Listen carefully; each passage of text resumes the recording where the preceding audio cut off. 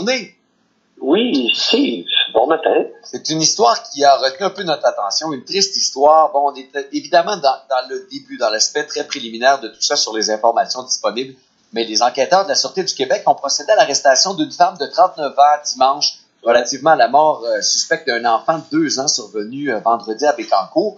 Selon ce qu'on apprend pour l'instant, ce qui serait avancé, c'est qu'elle aurait possiblement tué son propre enfant. On semble dans les eaux d'une mère en détresse, problèmes financiers, séparation avec l'ex.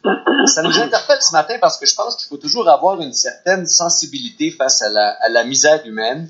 Et ça frappe l'imaginaire à chaque fois qu'on entend parler d'une femme, d'une mère qui a durement donné naissance à un enfant parce que, bon, dans plusieurs cas, les accouchements sont loin d'être choses qui sont faciles. C'est un long processus. Et là, tu te dis, mais comment une mère en arrive à tuer son propre enfant? Ouais, dans les cas d'infanticide, c'est-à-dire de mères qui tuent leur bébé, généralement, c'est une femme qui est en détresse personnelle sévère, soit suite à une maladie psychiatrique importante, de l'ordre de la psychose, ou certaines dépressions, où la personne voit tout comme étant une montagne et préfère mourir que d'affronter la vie et emmener son bébé avec elle dans la mort. Alors, oui, dans les cas d'infanticide, Steve, dans la plupart des cas, contrairement au cas de parricide, c'est-à-dire où un père tue sa progéniture ou les enfants de la conjointe, c'est généralement pas pour les mêmes raisons. Si surprenant que cela puisse paraître. Ah oui? Oui. Je sais que vous avez souvent été appelé à la cour comme analyste, vous avez servi plusieurs cas. Quelles sont les raisons qui diffèrent d'un homme versus une femme souvent dans ces cas-là?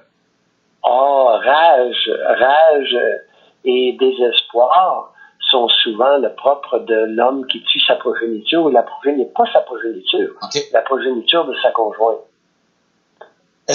Souvent, il y a un état de rage, tandis que dans le cas, c'est rare qu'une femme va être enragée et tuer son bébé de 2 ans. Il n'y a pas de vengeance possible, peut-être, dans le cas de la femme? Est-ce que c'est un peu ce que vous dites? Parce qu'il me semble que lorsqu'on entend... c'est très différent. Très différent. Oh, oui. Généralement, le plus souvent, c'est une psychose postpartum ou une dépression importante postpartum. C'est-à-dire lorsque Maintenant, dans le cas de cette femme-là, le bébé a 2 ans. Et ce qu'on sait est intéressant, c'est une femme à l'aube de la quarantaine. On ignore si c'est son premier bébé.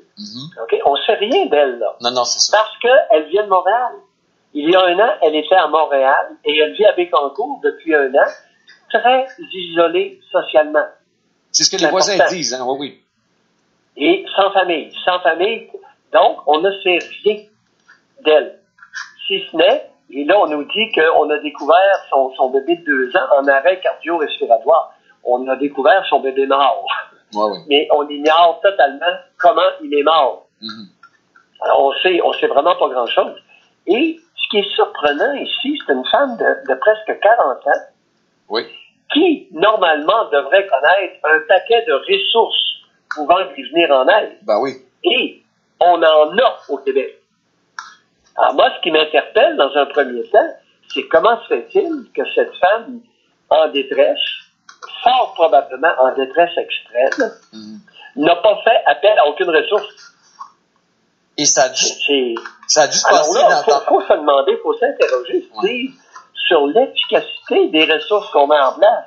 Si les personnes en détresse extrême ne les consultent pas, on a un problème, là. Pensez-vous que ça se passe rapidement? Moi, lorsqu'on parle des ressources, je me dis, est-ce que c'est sur, entre guillemets, un coup de tête? Est-ce que ça a été prémédité ou non, finalement? Écoute, sur un coup de tête, ça me surprendrait. Ça me surprendrait. Est-ce que prémédité, ça me surprendrait encore plus? Mais résultant d'une détresse extrême progressive due à on ne sait pas quoi. Et il faut jamais exclure, j'ai parlé de maladies psychiatriques tout à l'heure, comme la psychose, la dépression, mais il y a aussi de plus en plus la toxicomanie. C'est vrai. Il y a beaucoup de drogués qui deviennent désespérés. Alors, on n'a aucune idée. On sait rien. Mais on est dans le cirage le plus opaque ce matin dans cette histoire-là. On va en apprendre de plus en plus, mais l'aspect qui est intéressant, comme vous le mentionnez, c'est si on a eu du temps, c'est triste que les ressources qui existent au Québec n'aient pas réussi à aider à soulager cette femme-là avant que le drame arrive? À être suffisamment attrayante pour attirer l'attention des individus en détresse. Tu sais, la policière à Montréal, il y a 3 semaines, qui s'est tiré une balle dans la tête avec son arme de service, est probablement la personne la plus connaisseur de l'île de Montréal des ressources existantes. Pourquoi n'a-t-elle pas fait appel aux ressources? C'est ça ça me chamboule ce matin. Moi, je comprends. Est-ce que c'est parce que, mais comme vous le mentionnez, dans le cas de la policière, c'est pas le manque de publicité certain. Elle connaissait les ressources par cœur, j'en suis sûr. Elle connaît toutes les ressources de son quartier. Ah ouais. Elle fait appel à ces ressources-là au quotidien dans son travail, ou au moins aux 2 jours. Elle n'y fait pas appel. Tu trouves pas ça renversant? Tout à fait. J'avais pas vu cet aspect-là, mais oui, effectivement. Ah ben Steve, c'est pour ça que tu m'appelles. Effectivement. Il arrive parfois que Maliou voit des choses que d'autres ne voient pas. Ça arrive de temps en temps. Merci Ça beaucoup. arrive de temps en temps au Steve, on lâche pas. Merci beaucoup, mon Doc Maillot. On se retrouve demain. Ben, Steve. Bye bye.